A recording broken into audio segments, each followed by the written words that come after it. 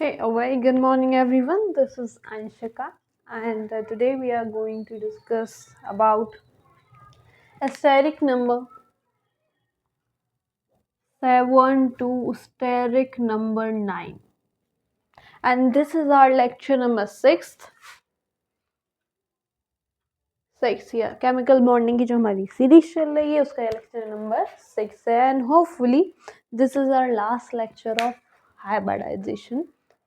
Hybridisation of inorganic compounds. तो अगर हम स्टेरिक नंबर की जैसे हमने बात करी थी कि जो हम जिस मेथड से हम हाइब्रिडाइजेशन निकाल रहे थे वो मेथड स्टेरिक नंबर जब आपका 7 है तो इस केस में जब 7 बॉन्ड पेयर और 0 लोन पेयर हैं तब तक ही वो मेथड एप्लीकेबल है। बट हमने क्या कहा था कि इसके आगे जैसे ही इसमें लोन पेयर बढ़ते जाएंगे स्टेरिक नंबर 7 बनने में then that method will not be applied। कहाँ अप्लाई नहीं हो रहा था कि मैम अगर स्टेरिक नंबर 7 बनना है 6 बॉन्ड पेयर और 1 लोन पेयर से, या फिर स्टेरिक नंबर 7 बनना है 5 बॉन्ड पेयर और 2 लोन पेयर से, तो इस केसेस में वो हाइब्रिडाइजेशन निकालने का मेथड काम नहीं करेगा। अब क्यों काम नहीं करेगा, दैट्स अ क्वेश्चन। और काम नहीं करेगा तो कौन सा मेथड काम करेगा? So let's discuss.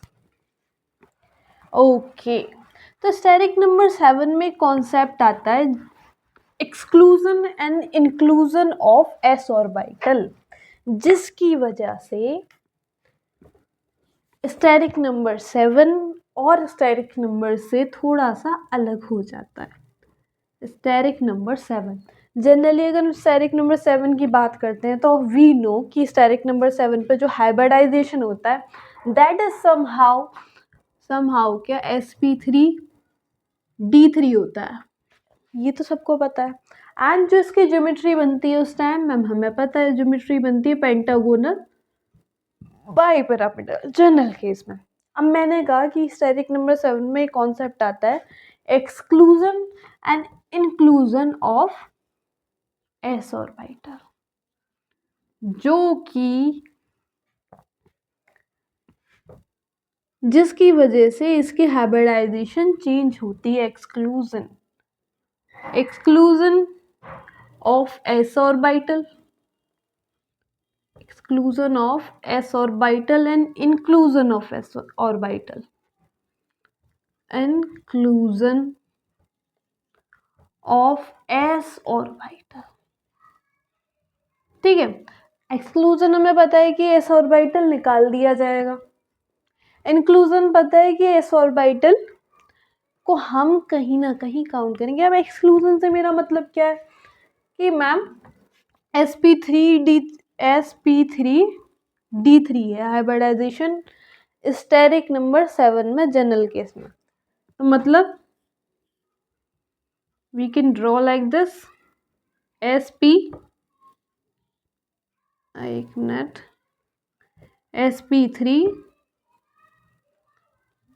ये बन गई D orbital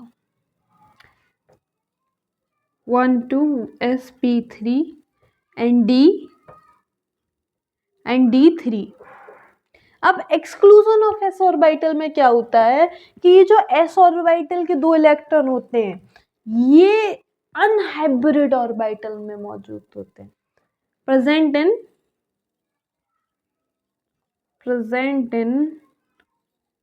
unhybrid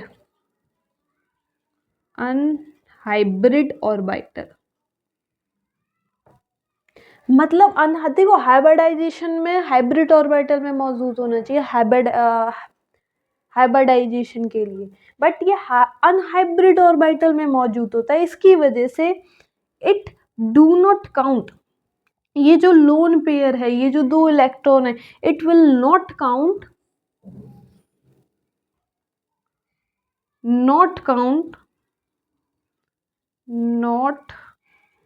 count in hybridisation. आया समझ कि एक्सक्लूजन में हम इस एस ऑर्बिटल के इलेक्ट्रॉन को काउंट नहीं करते, एस ऑर्बिटल को एक्सक्लूड कर दिया जाता है, ये कहते हैं ना छेद दिया जाता है, निकाल दिया जाता है, इसको हम नहीं छुएंगे। निकाल, मतलब उसको हम इंक्लूड नहीं करेंगे, सिंपल चीज़ है ये। जब इंक्लूड नहीं करेंगे तो ऐसे केस में जहाँ एस ऑर्बिटल को एक्सक्लूड कर दिया हाइब्रिडाइजेशन में से, देन जो हाइब्रिडाइजेशन होती है इस केस में स्टेरिक नंबर 7 में, वो होती है P3D3। आई थिंक इतना क्लियर होगा, ठीक। P3D3 एंड अब मैं आपको इसको ना बना के दिखाती हूँ, या पहले इसकी बात कर ले, एक्सक्लूड और इंक्लूड की बात कर ले रहे, फिर सेपरेटली इसको डिस्कस कर लेंगे कि एक्सक्लूजन कैसे होगा एंड इंक्लूजन कैसे होगा। इंक्लूजन में क्या होगा? इंक्लूजन में सिंपल है, नॉर्मल होती है कि मैम sp3d3 हाइब्रिडाइजेशन होगी स्टेरिक नंबर 7 में। कैसे बना सकते हैं? P एंड D, P3 1 2 3 और 4, तो sp3 एंड D3। इंक्लूजन में सिंपल है, देखो एक्सक्लूजन में हमें दिमाग लगाना था कि एस ऑर्बिटल को एक्सक्लूड करना था, बट यहाँ पे क्या होता है, सिंपली इंक्लूड करना है, या कह सकते हो जैसा होता है वैसा ही रहेगा, एस को ही जैसे अपना रखे हैं वैसे ही अपना के रखेंगे। तो बहुत सिंपल, ये जो आपके एस ऑर्बिटल के जो 2 इलेक्ट्रॉन हैं, दे present in hybrid orbital. Hybrid orbital वो एक्सक्लूड क्यों हुआ? क्योंकि वो ये जो 2 इलेक्ट्रॉन है वो अनहाइब्रिड ऑर्बिटल में प्रेजेंट है। ये एक्सक्लूड क्यों हुआ? क्योंकि ये हाइब्रिड ऑर्बिटल में प्रेजेंट होते हैं ये दोनों इलेक्ट्रॉन। तो सिंपली इसमें कुछ नहीं होता, ये दोनों इलेक्ट्रॉन हाइब्रिडाइजेशन में काउंट होते हैं, एंड इन दिस केस आपकी हाइब्रिडाइजेशन स्टेरिक नंबर 7 में sp3d3 रहती है, एंड एक्सक्लूजन में मुझे लग रहा है स्पेलिंग गलत है, एंड एक्सक्लूजन में सिंपल एस हट जाता है, उसके 2 इलेक्ट्रॉन हट जाते हैं, एंड हाइब्रिडाइजेशन P3D3 होती है। आई थिंक यहाँ तक बात क्लियर होगी। अब इसको ज़रा सेपरेटली डिस्कस कर लेते हैं कि एक्सक्लूजन कब होगा मैम एंड इंक्लूजन कब होगा। हमें कैसे पता चलेगा कि कब एक्सक्लूजन हो रहा है एंड कब इंक्लूजन हो रहा है? So let's discuss. इसको मैं रफ कर दे रही हूँ। ओके, देखो ये ना हाई लेवल की बात है, और तुम ऐसे करो कि मैम हमें तो दिख ही नहीं रहा है, ऐसे हाइब्रिडाइजेशन हम कभी देख ही नहीं रहे, मैंने भी नहीं देखे थे इंटर तक। लेकिन जैसे जैसे हम अपनी कॉलेज में आते हैं ना, हम केमिस्ट्री को प्रेफरेंस देते हैं, तो आपको ये सब चीज़ें दिखने लग जाएंगी। क्योंकि हाइब्रिडाइजेशन तो फर्स्टली हम निकालते भी हैं, तो ऑर्गेनिक कंपाउंड का निकालते हैं, इनऑर्गेनिक की तो मतलब बहुत बाद में बात आती है कि अच्छा इनऑर्गेनिक के भी हाइब्रिडाइजेशन इस तरीके से निकलेंगे। तो फर्स्ट हम बात कर रहे हैं कि कब एक्सक्लूजन होगा। Exclusion of S orbital. देखो एस ऑर्बिटल क्लियर हो गया ना, क्योंकि एस ऑर्बिटल के इलेक्ट्रॉन को ही हटाया या अपनाया जा रहा है, इस वजह से एस ऑर्बिटल। तो एक्सक्लूजन कब होगा मैम? एक्सक्लूजन तब होगा when side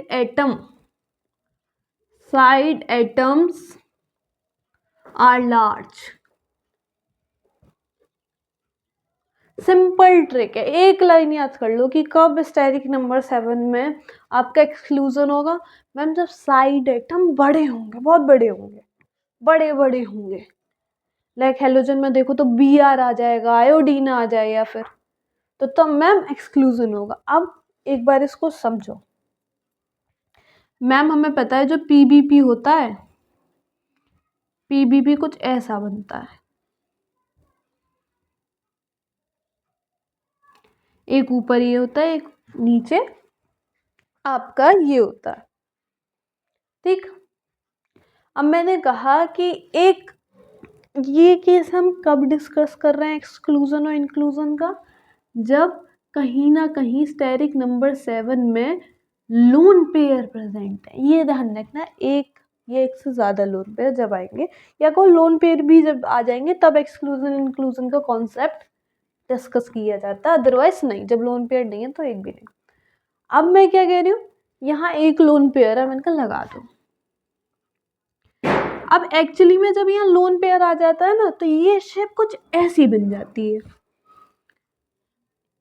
ओके, थोड़ा सा बड़ा बना लूँ, इसमें समझने में आसान होगा। ओके, ये रहा, ये रहा। ये मैंने कहा साइड आइटम बड़े होंगे, बड़े बड़े साइड आइटम लगा दो, ठीक है। और अपना यहाँ एक छोटा सा होता है आपका लोन पेयर। अब इस केस में क्या होता है कि मैम ये इतने बड़े बड़े साइड आइटम होते हैं ना, कि ये जो लोन पेयर है, ये मैम इसको बाहर ही नहीं आने देते।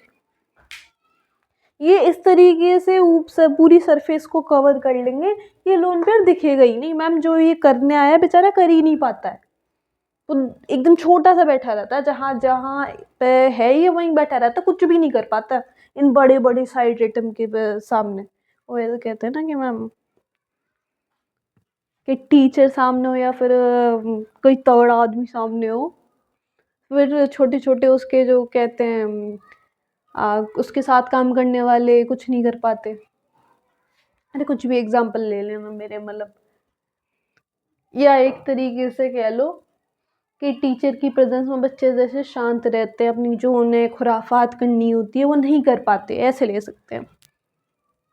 अब सोचो ना, एक बच्चा हो, इतने सारे तुम्हारे बड़े बड़े टीचर, एक प्रिंसिपल आ जाए, एक टीचर आ जाए, एक वाइस प्रिंसिपल आ जाए, तो बच्चा कुछ कर पाएगा?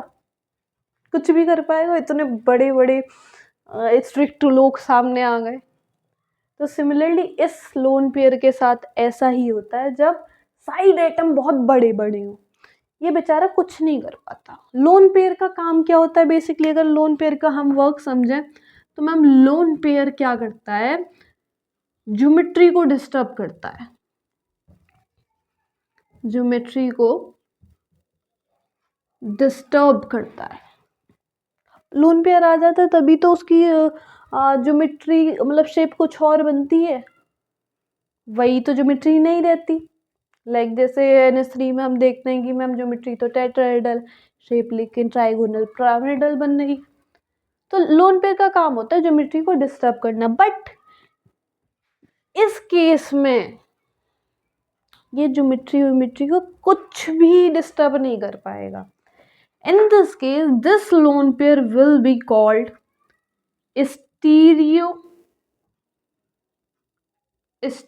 स्टीरियोकेमिकली स्टीरियो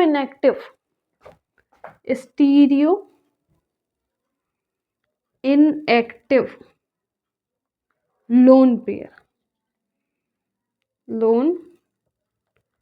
पेयर या बुरीड लोन पेयर, या इसको एक और चीज कहते हैं सिंक्ड लोन पेयर।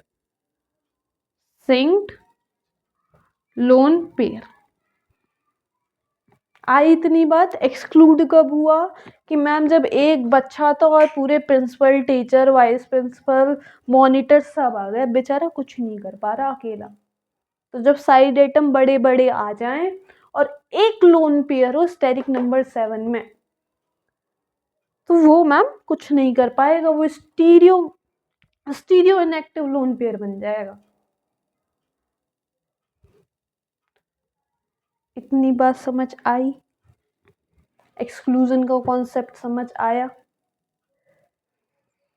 इस बात को ध्यान रखना कि जब पेंटागोनल बाइपिरामिडल में एक लोन पेयर आ जाता है तो थोड़ा बहुत ही एडजस्टमेंट करके ऐसे दिखने लगते हैं, और जब ऐसे दिखने लगते हैं तो मैम हाइब्रिडाइजेशन एक्सक्लूजन में तो मैम P3D3 हो जाता है, क्योंकि s ऑर्बिटल को हम काउंट नहीं कर रहे, s ऑर्बिटल के एक्सक्लूजन हो रहा है, ठीक है। मैम इस केस में जो आपकी ज्योमेट्री होती है, ज्योमेट्री मैम आपकी बन जाती है परफेक्ट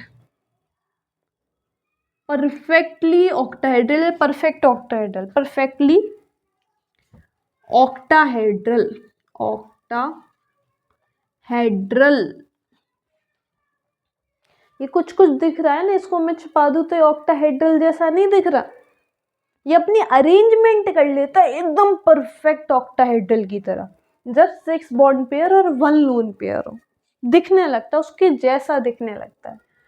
तो ज्योमेट्री भी परफेक्ट ऑक्टाहेड्रल होती है, एंड इस केस में आपका शेप भी परफेक्ट ऑक्टाहेड्रल होता है। शेप क्यों होता है? क्योंकि मैम ये इस लोन पेयर को शेप बिगाड़नी थी, लेकिन बेचारा इन साइड आइटम की प्रेजेंस में कुछ कर ही नहीं पाया, इनएक्टिव और हो गया। ठीक है, इनएक्टिव तो लोन पेयर अपना रोल प्ले कर ही नहीं पाया, इस वजह से ज्योमेट्री नहीं बिगड़ी। तो इस केस में शेप भी आपकी वही होगी एंड ज्योमेट्री भी आपकी परफेक्टली ऑक्टाहेड्रल होगी। Is it clear? I think यहां तक बात अपनी क्लियर हो गई होगी। नाउ इसके हम एग्जांपल देख लें। तो इसको मैं इधर से मिटा दे रही हूँ, मिटा दूं ना, इसको नोट कर लो आराम से। 1 सेकेंड, 1 2 3। ठीक है, इसको मैं रफ कर दे रही हूँ। इतना पार्ट हम रफ कर दे रहे हैं। ये तो P3D भी मिट गया। अच्छा, इसमें एक चीज ध्यान रखना, इसके कुछ एग्जाम्पल की अगर हम बात करें तो मैम एक होता है SbCl6 3 नेगेटिव, मैम एक होता है SbBr6 3 नेगेटिव। देख रहे हो, Cl भी बड़ा साइड एटम है, Br भी बड़ा साइड एटम है, देख रहा है ना। एक मैम इसमें होता है TeCl6 2 नेगेटिव, एक होता है मैम TeBr6 2 नेगेटिव। इसको मैं मिटा दे रही हूँ, नहीं तो आपको कन्फ्यूजन क्रिएट हो जाएगी। सही, इसको भी थोड़ा खोल के लिख दो।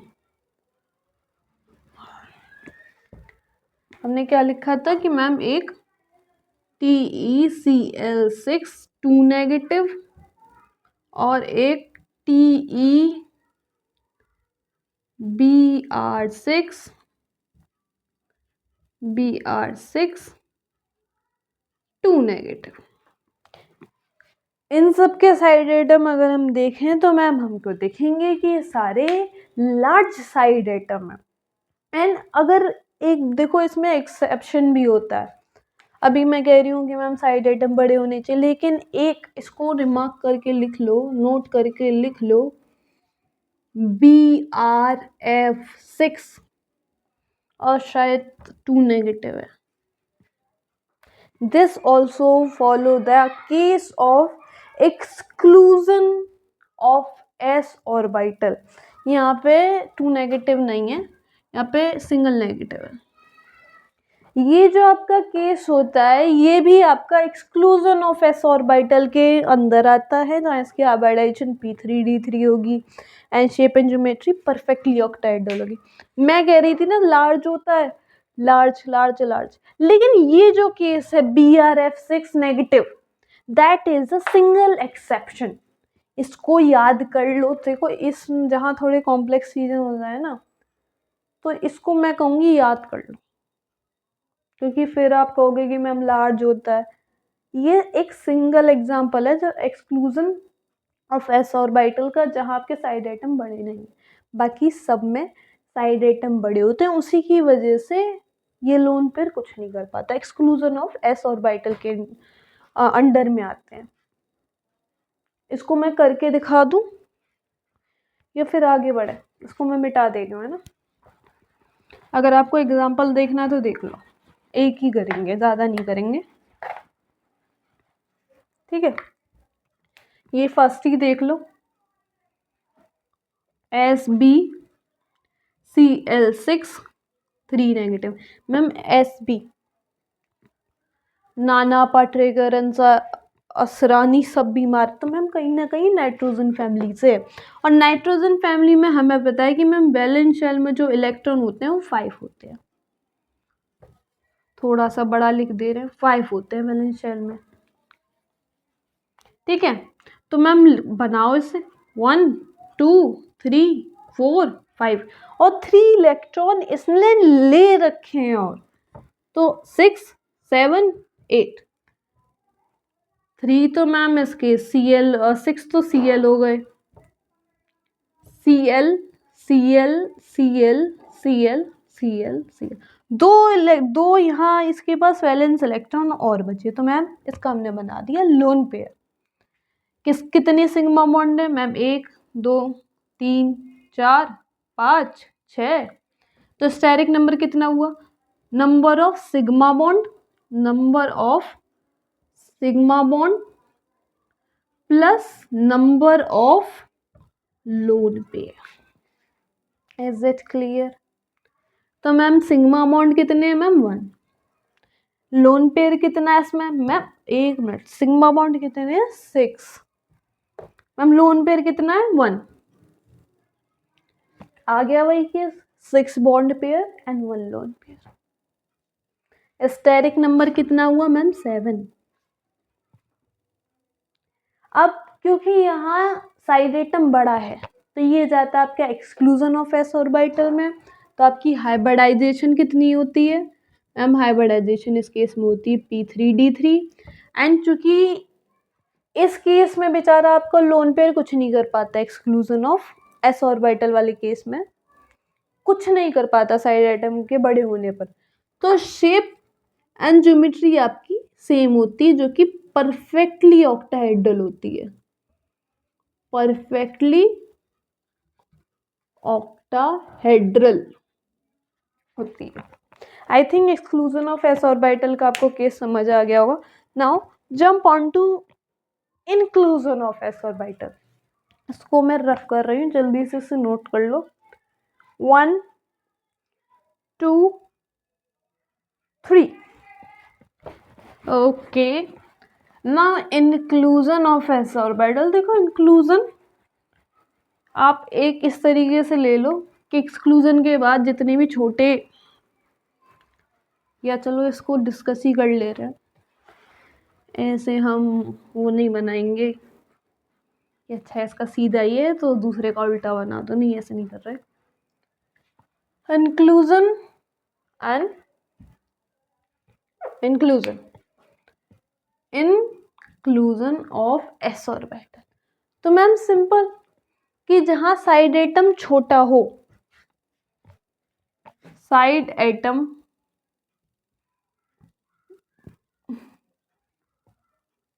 एटम्स आर स्मॉल, वहां पर इंक्लूजन होगा एस ऑर्बिटल का, मतलब सिंपल sp3d3 आपकी हाइब्रिडाइजेशन फॉर्म होगी। तो इस केस में जो आपकी हाइब्रिडाइजेशन सिंपल रहती है वो sp3d3 नॉर्मल केस वाली होती है। अब इसके एग्जाम्पल कौन कौन से होते हैं? एग्जाम्पल से पहले सिंपल समझ लो, लाइक पेंटागोनल बाइपिरामिडल बनाएंगे, स्टेरिक नंबर 7 पे आपकी pbp ज्योमेट्री होती है, तो बनाओ। ये बन गई pbp। और मैम अब ये लोन पेयर आएगा, तो जैसे ही यहाँ पे ना लोन पेयर आता है, अब इस पे जरा लोन पेयर लगाओ और मुझे बताओ अगर लोन पेयर लगेगा तो ये कैसी शेप बनाएगा, बताओ। कि मैम लोन पेयर बनेगा तो ये अरेंजमेंट अभी आपने बताया था कि परफेक्टली ऑक्टाहेड्रल बना लेगा। मैंने कहा नहीं, इसमें ऐसा नहीं होता है। वो एक्सक्लूजन वाला केस था, उसके साइड एटम बड़े थे तो उसके रिपल्शन नहीं हो साइड एटम की वजह से, इस वजह से वो परफेक्टली ऑक्टाहेड्रल में जा रहा था। सोचो ना, पीबीपी है पास पास पास, या ये कितने कितने पास हैं, और साइड एटम जब एक्सक्लूजन में बड़े हो रहे थे तो वो अपने बीच के रिपल्शन को कम करने के लिए परफेक्टली ऑक्टाहेड्रल में जा रहे थे। बट मैं इंक्लूजन में कह रही हूँ कि साइड एटम तो छोटे छोटे हैं, तो इनके बीच में इतना रिपल्शन नहीं हो रहा होगा। तो सिंपल ये क्या करते हैं, ये आ गया आपका लोन पेयर। तो सिंपल क्या होता है कि अभी यहाँ देखो, हमें ये पता है कि मैम ये जो पेंटागोनल है ये तो आपका प्लेन में 5 होते हैं, एंड बाई पिरामिडल के लिए एक ऊपर लगे होते हैं साइड एटम, एक नीचे लगा होता है। अब ऊपर तो आपका लग गया मैम लोन पेयर, एक नीचे लग गया। तो अगर मैं इसकी शेप देखूं, इसको ऐसे करके देख लो उसको, क्योंकि लोन पेयर को नीचे भी लगा सकते हैं। तो isn't it like a pentagonal, pentagonal shape ही लिख लो पहले इसकी, पेंटागोनल मोनो पिरामिडल, पिरामिडल।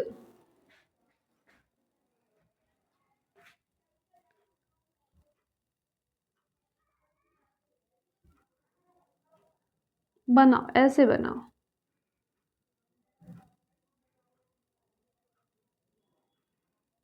और ये आपके ऐसे जुड़े हुए हैं, ये पांचों प्लेन में, उसके ऊपर एक साइड एटम इन, एंड ये पांचों साइड एटम ऊपर वाले से अटैच होते हैं। तो isn't it look like a pentagonal, क्योंकि 5 आपके एटम साइड एटम बेस में है। मोनो क्योंकि पहले आपका बाई पिरामिड बनना था जब आपके सारे बॉन्ड पेयर थे, अब यहाँ एक ही पिरामिड बनना है, तो मोनो पिरामिडल, सिंपल पिरामिड बनना है।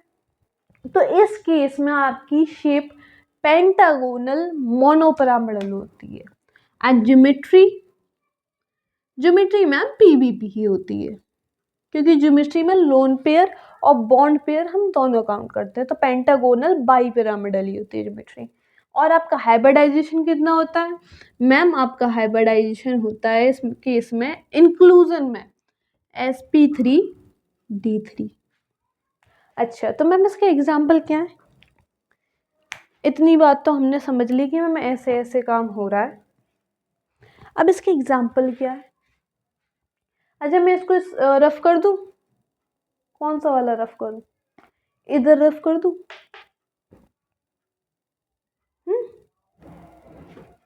इतनी बात क्लियर है ना?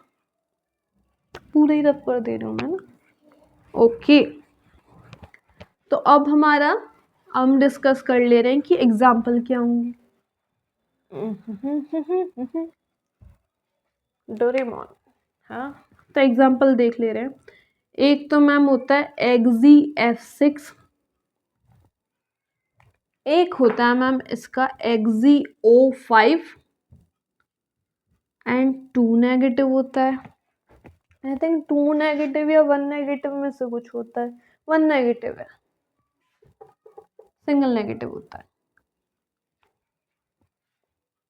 इसका जरा स्टेरिक नंबर निकालो मैम। जिनोन है, जिनोन के वैलेंस शेल में 8 इलेक्ट्रॉन होते हैं, क्योंकि ये इनर्ट गैसेस है। तो 1 2 3 4 5 6 7 8, 6 इसमें लग रहे हैं मैम फ्लोरीन।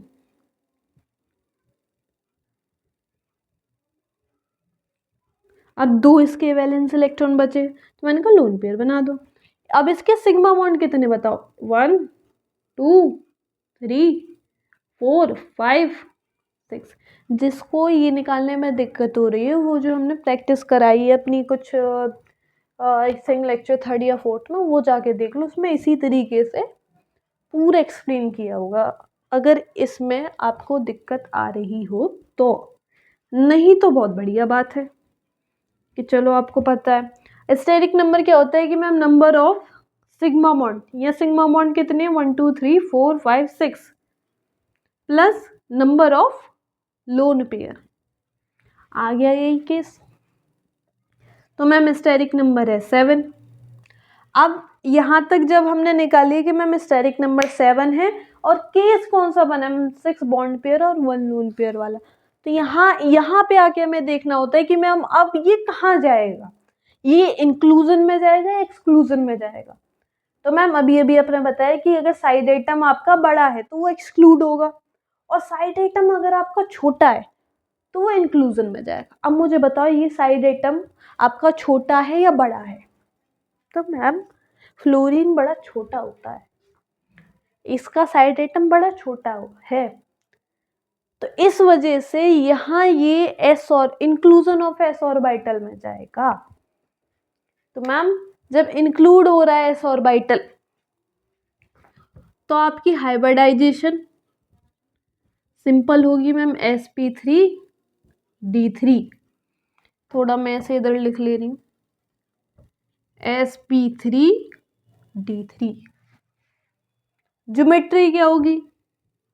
ज्योमेट्री तो मैम दोनों से निकालते हैं, बॉन्ड पेयर भी इंक्लूड होता है, लोन पेयर भी इंक्लूड होता है, तो मैम सिंपल इसमें pbp होगी।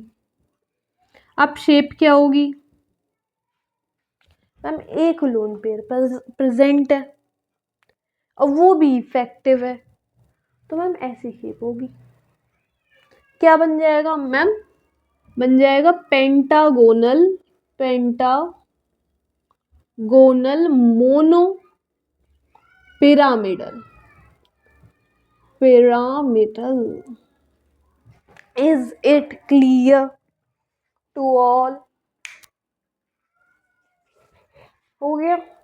चलो अब इसके थोड़ा सा आगे बढ़ते हैं, दूसरा आपका एग्जाम्पल करते हैं, रफ कर दूं। ओके, देखो सिंपल चीज याद रखो, पहले हम निकालेंगे क्या? Steric number. सबसे पहले हमें नहीं पता एक्सक्लूजन इंक्लूजन क्या है, हमें सबसे पहले अपना कंपाउंड दिख रहा है, हमें निकालना है स्टेरिक नंबर, इसका हाइब्रिडाइजेशन पूछ रहे हैं। तो सिंपल कुछ मत करो, पहले स्टेरिक नंबर निकालो। 1 2 3 4 5 6 7 8, और एक इसने और इलेक्ट्रॉन ले रखा है, यहाँ बना लो 9 हो गए, 1 2 3 6 एंड 9, ठीक है। 5 फ्लोरीन है इसमें, 1 2 3 4 5। अब इसमें बचे मैम 4 वैलेंस इलेक्ट्रॉन, तो एक लोन पेयर एंड दूसरा लोन पेयर। अब इसका स्टेरिक नंबर बताओ जरा मुझे लग रहा है इसमें कुछ ना कुछ तो गड़बड़ी है इसमें। अरे एक मिनट भाई, तुम ध्यान देना इस बात को कि अगर मैं यहाँ देखूं कि मैम जो यहाँ ऑक्सीजन है मैम ये डाईवैलेंट है, तो 2 इलेक्ट्रॉन के साथ बॉन्ड बनाएगा। इस चीज में कभी मिस्टेक मत कर देना, आपको ऑक्सीजन हो डाईवैलेंट होता है, नाइट्रोजन हो तो ट्राईवैलेंट होता है। तो मैम यहाँ ऑक्सीजन डाईवैलेंट है, 2 इलेक्ट्रॉन के साथ बॉन्ड बनाएगा, बाकी 1f 2f 3f 4f and 5f। अब बचे में 2 इलेक्ट्रॉन से बन गया आपका लोन पेयर। अब मैंने कहा सिग्मा बॉन्ड बताओ, तो मैम एक सिग्मा बॉन्ड यहाँ, दूसरा, तीसरा, चौथा, पांचवा, छठा। ये बात आपको याद है ना कि डबल बॉन्ड होता है तो उसमें ऊपर वाला बॉन्ड आपका सिग्मा बॉन्ड होता है और नीचे वाला बॉन्ड आपका पाई बॉन्ड होता है। किसी भी डबल बॉन्ड में एक बॉन्ड, सबसे पहला बॉन्ड सिग्मा बनता है, देन पाई बनता है। तो ऑक्सीजन एक सिग्मा बॉन्ड देगा एंड बाकी जो 5 फ्लोरीन है ये आपके 5 और सिग्मा बॉन्ड देंगे। तो steric number is equal to number of sigma bond plus number of lone pair. तो मैम सिग्मा बॉन्ड कितने बन गए मैम? 6। लोन पेयर कितना मैम? 1। अब हमने स्टेरिक नंबर निकाला, हमें मिल गया ये कि मैम स्टेरिक नंबर 7 है, स्टेरिक नंबर आपका 7 है और 7 में भी 6 बॉन्ड पेयर है और 1 लोन पेयर है। यहां तक हमें पहुंचना है कि मैम ये नॉर्मल केस नहीं है, ये एक लोन पेयर के साथ वाला स्टेरिक नंबर है 7। तो अब यहाँ देखना है, मैं अब यहाँ में डिफरेंशिएट करना है, ये मैम एक्सक्लूजन में जाएगा या इंक्लूजन में जाएगा। अगर स्टेरिक नंबर 7 में एक भी लोन पेयर नहीं आ रहा तो सिंपल केस है, वहाँ इंक्लूजन एक्सक्लूजन कुछ नहीं करना। लेकिन जहाँ हमने देखा कि स्टेरिक नंबर 7 में एक लोन पेयर आ रहा है या दो आ रहे हैं, तो अब वहाँ केस बन जाएगा कि मैम इंक्लूजन में जा रहा है या एक्सक्लूजन में जा रहा है। तो अगर हम इसको देखते हैं तो मैम ये फ्लोरीन है, ऑक्सीजन है, दोनों छोटे एटम है, छोटे साइड एटम है। तो मैंने कहा ना साइड एटम छोटे हो तो वहाँ एस ऑर्बिटल इंक्लूड होता है, और जहाँ बड़े होंगे जैसे हम ClBr साइड एटम देख रहे थे तो वहाँ लोन पेयर एक्सक्लूड हो जाता है, तब आपकी हाइब्रिडाइजेशन p3d3 हो जाती है, आपकी ज्योमेट्री परफेक्टली ऑक्टाहेड्रल हो जाती है। बट जब साइड एटम छोटा है तो सिंपल आपका हाइब्रिडाइजेशन इस केस में क्या रहता है, हाइब्रिडाइजेशन मैम होता है sp3d3। मैम ज्योमेट्री क्या होती है, मैम ज्योमेट्री होती है आपकी PBP, पेंटागोनल बाइपिरामिडल, जो कि नॉर्मल केस में। आपकी इसमें शेप क्या होती है, तो मैम जब एक आपका लोन पेयर लगा है तो मैम ऐसी शेप बनेगी। इस शेप को क्या कहते हैं, मैम इसको कहते हैं पेंटागोनल मोनो, क्योंकि एक ही पिरामिड बनना है, मोनो पिरामिडल। देखो यहां तुम सुन लो या लिख लेना, pyramidal, pentagonal mono pyramidal. I think यहाँ तक हमें एक्सक्लूजन इंक्लूजन वाला कॉन्सेप्ट पूरी तरीके से क्लियर हो गया होगा। इज इट क्लियर भाई, यहाँ तक सारी बात आपकी क्लियर है? चलो एक क्वेश्चन में और आपको दिखाती हूँ जिससे थोड़ा सा आपको एक चीज की हिंट मिल जाए। पूरा नोट कर लो, मैं रफ करने जा रही हूँ। 1 2 and 3। यहाँ तक आपकी बात हो गई इंक्लूजन एक्सक्लूजन की। अब एक मजेदार एग्जांपल देखो कि मैम अभी तो एक लोन पेयर आ रहा था, अब इससे ज्यादा लोन पेयर नहीं आ सकते क्या स्टेरिक नंबर 7 में? मैंने कहा आ तो सकते हैं, एग्जांपल बताओ मेरे को। चलो मैं एक एग्जांपल ले रही हूँ। एक एग्जांपल है हमारे पास कि मैम F5 नेगेटिव है मेरे ख्याल से, let me check. F5 negative, steric number निकालो इसका। तो मैम जिनोन वैलेंस शेल में 8 इलेक्ट्रॉन, 1 2 3 4 5 6 7 8, और एक इलेक्ट्रॉन मतलब एक नेगेटिव चार्ज पहले ही, मतलब एक इलेक्ट्रॉन उसने दे रखा है। 1 2 3 4 5, 1 2 3 4 5, 4 वैलेंस इलेक्ट्रॉन बचे, तो मैम एक lone pair and 2 lone pair. अब इसका स्टेरिक नंबर लिखो कि मैम स्टेरिक नंबर में number of sigma bond 1 2 3 4 5, ma'am 5 sigma bond and number of lone pair कितना मैम 2। स्टेरिक नंबर आ गया कितना 7। अब क्या करें मैम, स्टेरिक नंबर बन गया हमारा 7 और यहाँ 2 लोन पेयर आ रहे हैं, एक लोन पेयर नहीं आ रहा। अब क्या करेंगे, अब इसमें बताओ इसमें क्या होगा। तो इस केस में सिंपल कुछ नहीं होता, कोई दिक्कत नहीं है। इसमें सिंपल बनाओ, PBP ज्योमेट्री बनाओ। ज्योमेट्री तो आपकी पेंटागोनल बाइपिरामिडल है ना, तो ये हो गया आपके लोन पेयर। और PBP मैम 2 लोन पेयर है, मैंने कहा 2 लोन पेयर लगा दो। एंड 2 लोन पेयर में मैं मालूम है ना कि 2 लोन पेयर आपके एक्सियल पोजीशन पर लगते हैं यहाँ पे, क्योंकि एक्सियल पोजीशन की आपकी बॉन्ड लेंथ छोटी होती है। तो अब मैंने कहा था कि ये जो 5 आपके ये साइड एटम होते हैं पेंटागोनल, वो प्लेन में होते हैं। तो सिंपल जब ये 5 प्लेन में है तो सिंपल इसकी जो शेप आती है, उसकी शेप आती है ma'am pentagonal planar, pentagonal planar. अच्छा, इस केस में आपको ज्योमेट्री वगैरह में तो कंफ्यूजन नहीं होगी मैम, सिंपल हाइब्रिडाइजेशन तो वही रहेगा। हाइब्रिडाइजेशन देखो, इसमें तो कंफ्यूजन नहीं हुई ना कि मैंने एक्सक्लूजन इंक्लूजन काउंट ही नहीं किया, साइड एटम छोटा है मैम, तो ऑफ कोर्स इंक्लूजन में जा रहे हैं।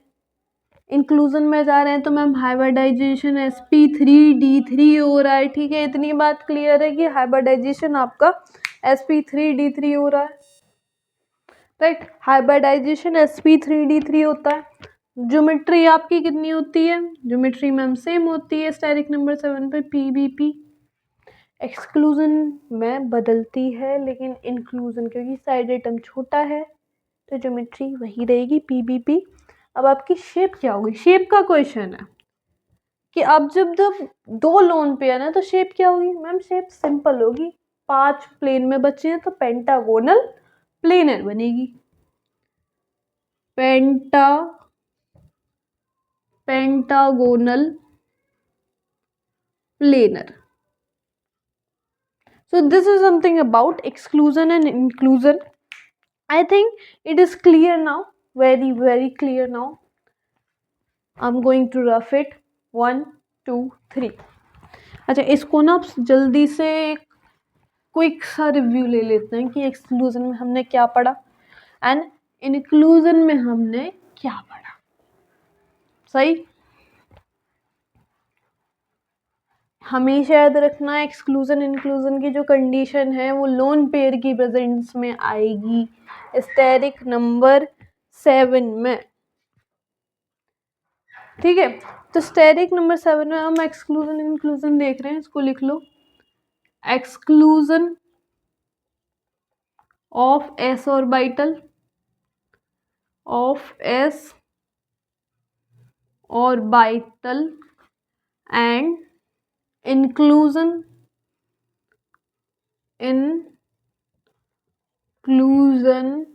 of s orbital। पहला क्या केस था कि मैम जो हाइब्रिडाइजेशन होगा p3d3 हो जाएगा। इसमें क्या होगा मैम? इंक्लूजन वाले में सिंपल रहेगा मैम sp3d3।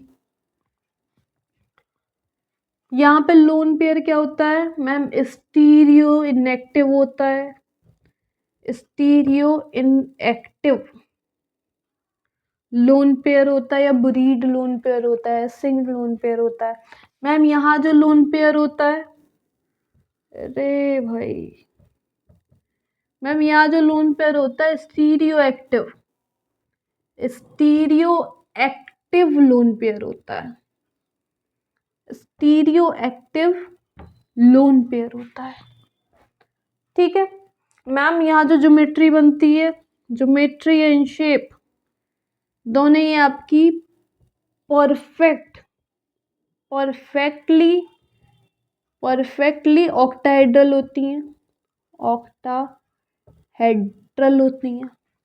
बट मैम यहाँ ज्योमेट्री तो आपकी पीबीपी होती है, pentagonal bi pyramidal. And shape आपकी डिफर कर सकती है, जैसा अभी मैंने कहा कि पेंटागोनल मोनोपिरामिडल बनेगा, लेकिन अभी हम एक केस में देखा कि पेंटागोनल प्लेनर बनना है, तो ये वेरी कर सकती है अकॉर्डिंग टू क्वेश्चन, ये वेरी कर सकती है शेप। नहीं अभी तुम कह दो कि मैम अभी पेंटागोनल मोनोपिरामिडल थोड़ा ना, अभी 2 लोन पेयर में तो अभी आपने पेंटागोनल प्लेनर बनाया, तो मैंने कहा जब क्वेश्चन करो उसके अकॉर्डिंग कर लेना। बट इस केस में ये डेफिनेट है कि परफेक्टली ऑक्टाहेड्रल होगी। यहाँ तक हमारी स्टेरिक नंबर 7 की बात हो गई है कंप्लीट, तो यहाँ पे नोट कर लो। तब फिर हम बात करेंगे कि स्टेरिक नंबर 7 क्या है और स्टेरिक नंबर 9 क्या है। तो I am going to rough it now. तो ये हमारी बात होगी स्टेरिक नंबर 7 तक की।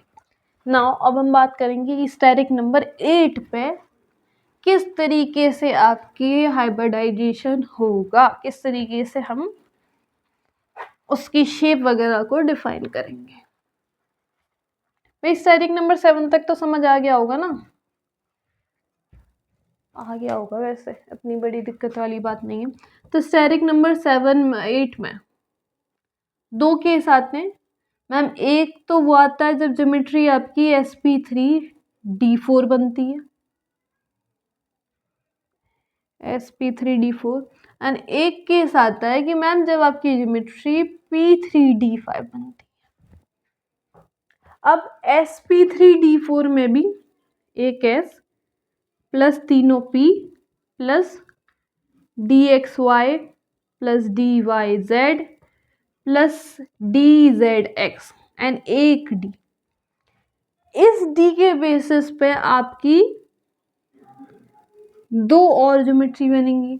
जब d x² y² है तो आपकी जो ज्योमेट्री होती है वो होती है square anti prismatic, anti prismatic. Square anti prismatic देखो ये बहुत कॉम्प्लेक्स है, तो इसमें कुछ एग्जांपल याद रखना।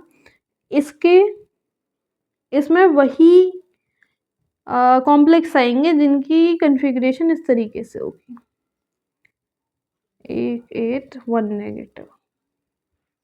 लाइक इसके एग्जांपल की हम बात करें, जैसे कि IF8 एंड 1 नेगेटिव। यहाँ तक सारी बात क्लियर हुई कि जब dx² y² होगा तब आपका स्क्वायर एंटी प्रिज्मेटिक बनेगा। दूसरा, जब आपका ये जो d है ये d dz² हो, तो मैम इस केस में जो आपकी ज्योमेट्री बनती है वो बनती है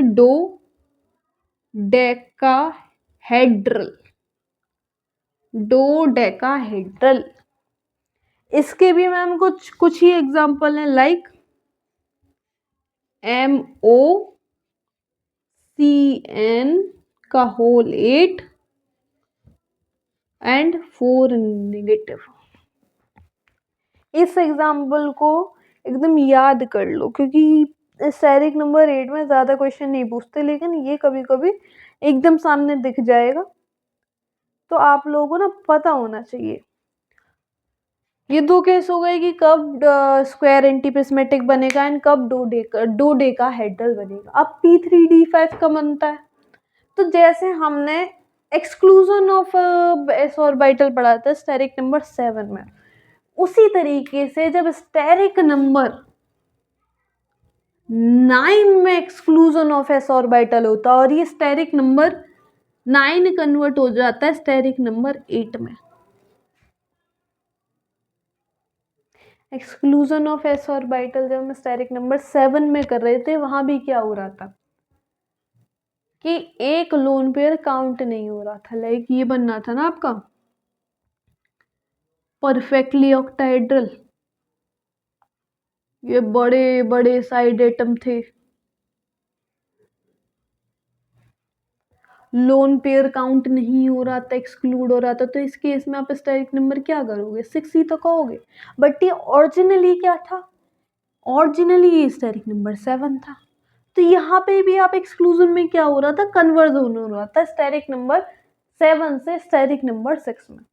तो सिंपली यहाँ भी जब स्टेरिक नंबर 9 में एक्सक्लूजन होता है, exclusion of s orbital, exclusion of s orbital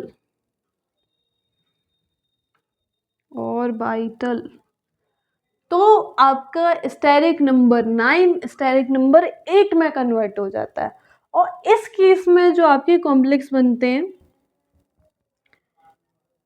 वो आपके हो सकते हैं ज़ेनॉन, Fe8। ये भाई इनके ना 2-4 ही एग्जाम्पल हैं, बहुत ज़्यादा इनके एग्जाम्पल हैं नहीं है, तो मैं इसमें सजेस्ट करूँगी कि इसको आप याद ही कर लें एक टाइप से। तो स्टेरिक मतलब इस जो कॉम्प्लेक्स बनता है उसमें आपका हाइब्रिडाइजेशन ये होगा। सिंपल, जब आप स्टेरिक नंबर निकालोगे 8 ही निकलेगा, 9 निकलेगा सॉरी, तब आपको देखना है कि उसमें एक्सक्लूजन इंक्लूजन। लेकिन जैसे मैंने एक एक्सेप्शन बताया था, एक्सक्लूजन में भी BRF62 नेगेटिव था शायद, या एक नेगेटिव था। तो यहाँ साइड आइटम छोटे होने पर भी आपका एक्सक्लूजन में आ रहा, तो सेम यही केस है, साइड आइटम छोटा है लेकिन फिर भी आपका एक्सक्लूजन हो रहा है। तो इसको एक आधी एग्जांपल है, इसको आप याद कर लो, ज़्यादा सही रहेगा। एंड और कुछ है इसमें, और कुछ रह गया? एक और आपका स्केल नोट करने के लिए आएगा, ये 4 नेगेटिव है। इस केस में याद रखना कि जनरल जितने भी आपके आते हैं कॉम्प्लेक्स वो इस फॉर्म में होते हैं,